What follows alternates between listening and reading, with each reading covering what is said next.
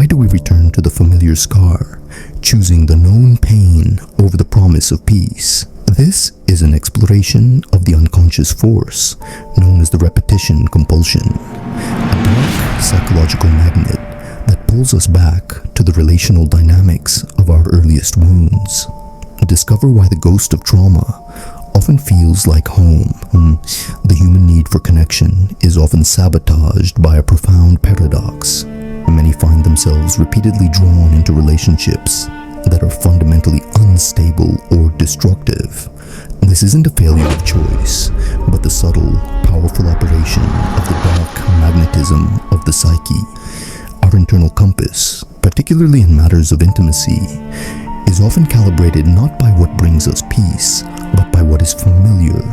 The unconscious mind, always seeking to complete unresolved narratives, views the dynamics of early pain, inconsistency, or conditional love, not as warnings, but as blueprints for what love is. At the core of this pattern is the concept of insecure attachment. Formed in childhood, these styles, anxious, avoidant, or disorganized, are adaptive strategies created to cope with primary caregivers who were inconsistent or distant. The attachment scars resulting from these dynamics become our internal relational codes, silently dictating who we select as partners and, more importantly, how we behave when the relationship enters its predictable cycle of conflict or withdrawal. This dark attraction is reinforced by the compulsion to repetition, the drive to reenact painful circumstances from the past, motivated by the buried, irrational hope that this time, the wound will finally heal. To break the spell, one must first recognize the ghost. The crucial step is moving from automatic reaction to conscious recognition, identifying the moment an old, familiar trigger is pulled, and consciously choosing a different path. This is the moment where L, the unconscious program, is intercepted by the conscious will.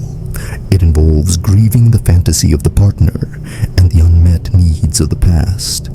Only when the painful familiarity is fully acknowledged can the individual stop seeking external validation through a repeating loop and start building a new, secure internal foundation, choosing the uncertain peace over the familiar chaos. Have you ever stopped to wonder why the traits you loathe most in your partner are the very ones that trigger an almost visceral, irrational reaction within your own soul?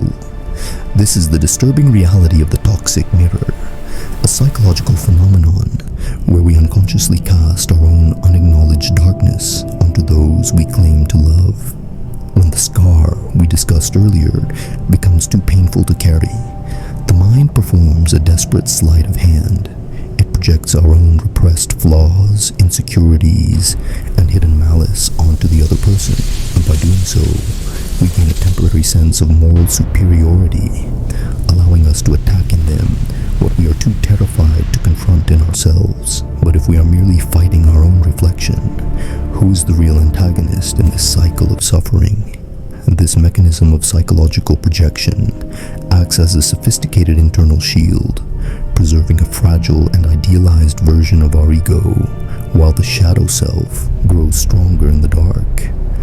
In a toxic attachment, this creates a devastating loop where two people are not actually interacting with each other, but with the projected ghosts of their own unresolved traumas. We become obsessed with fixing or condemning the other person's behavior, unaware that our intensity is fueled by the subconscious fear of our own potential for that same behavior. The anger you feel isn't just a response to their actions. It is the friction caused by your psyche, trying to keep your own undesirable traits at a distance. If this mirror is the only thing defining your connection, what remains of your identity when the glass finally shatters? The true cost of this denial is a profound loss of authenticity and life lived in a state of perpetual external conflict. By refusing to own our shadow, we grant it absolute power over our relationships, ensuring that we remain trapped in the same toxic scripts, regardless of the person standing before us. we trade genuine intimacy for a defensive performance, convincing ourselves that the problem is entirely outside of our control.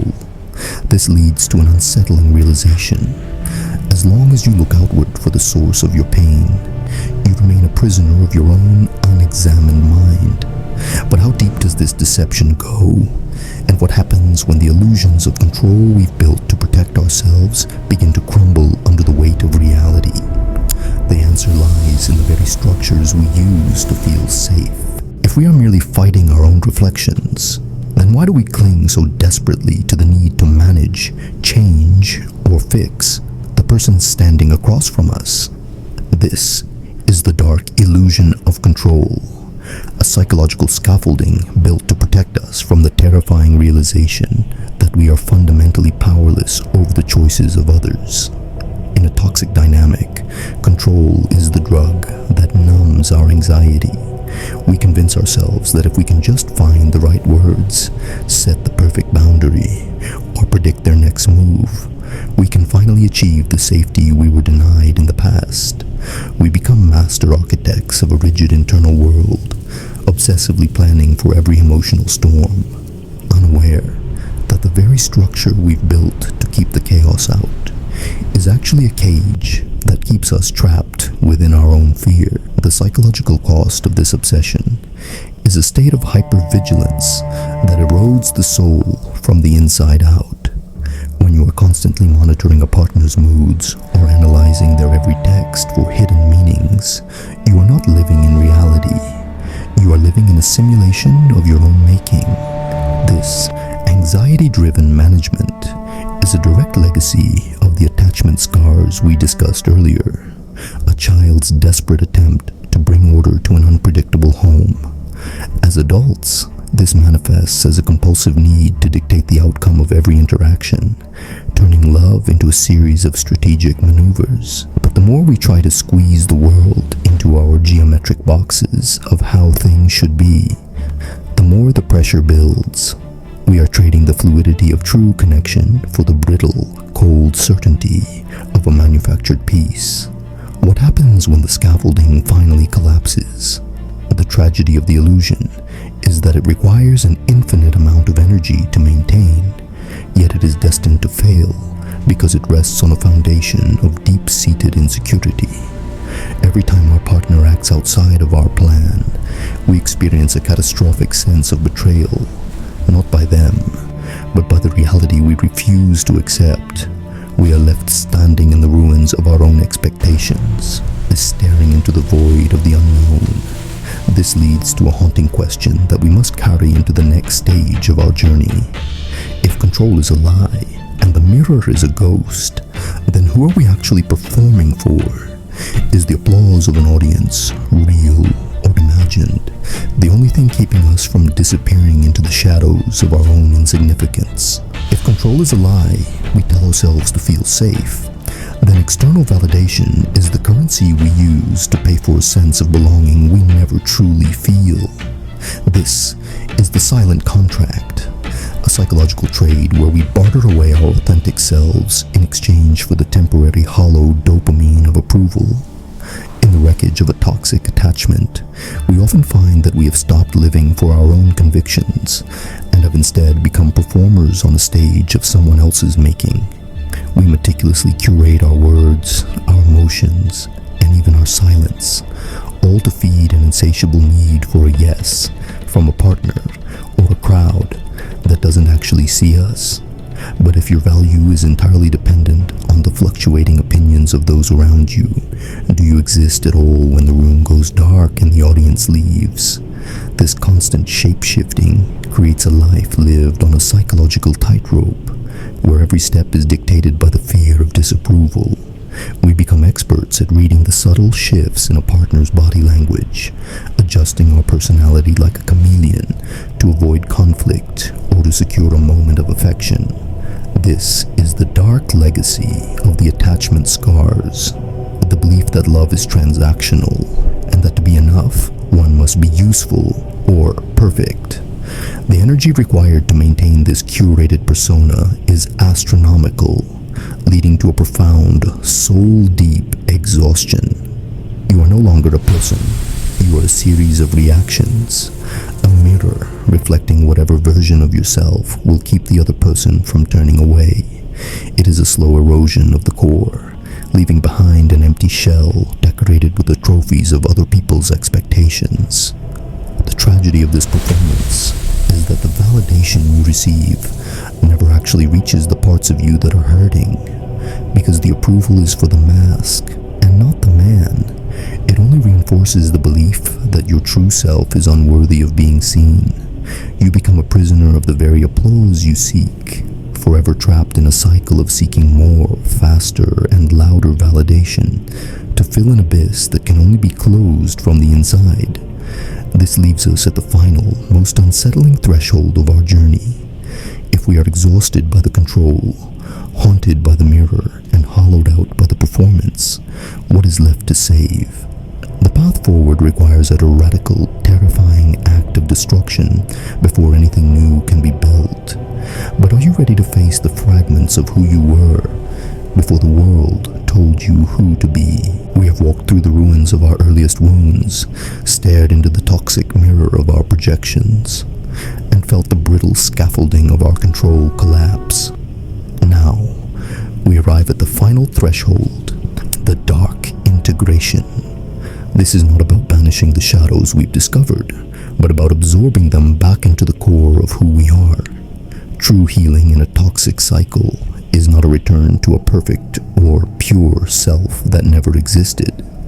It is the courageous act of gathering the fragments, the trauma, the malice, the desperate need for approval, and acknowledging them as part of our own internal ecosystem. When we stop trying to exorcise our darkness and instead learn to own it, we strip it of its power to sabotage our lives from the shadows. The question is no longer how to stay safe, but how to stay whole in a world that thrives on your fragmentation. This integration is what births authentic agency. When you finally own your shadow, you no longer need a toxic partner to act it out for you.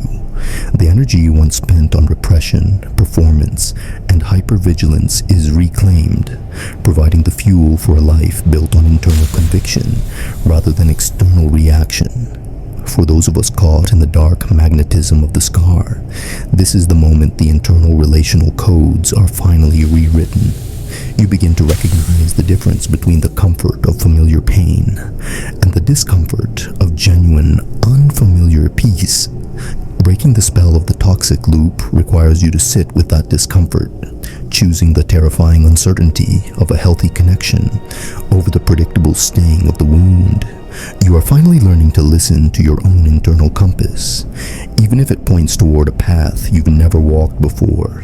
The ultimate outcome of this journey is the emergence of a mature self, a version of you that is an unassailable fortress, because its foundation is built on the truth of your own complexity. This self doesn't seek validation, it grants it. It doesn't perform for an audience, it exists for its own purpose. As we conclude this exploration, the mystery of the dark magnet dissolves into a new reality. You were never a victim of a foreign force, but a traveler lost in the landscape of your own unexamined mind. The journey doesn't end with happily ever after, but with a quiet, grounded power. You are now the architect of your own connection, capable of deep intimacy without the need for a cage, having stared into the abyss of your own patterns and returned whole. What will you choose to build in the silence that remains? And if you enjoyed the video, please like and subscribe to continue improving your mindset and becoming an expert in dark psychology. I've also included another video here for you to click on and keep learning.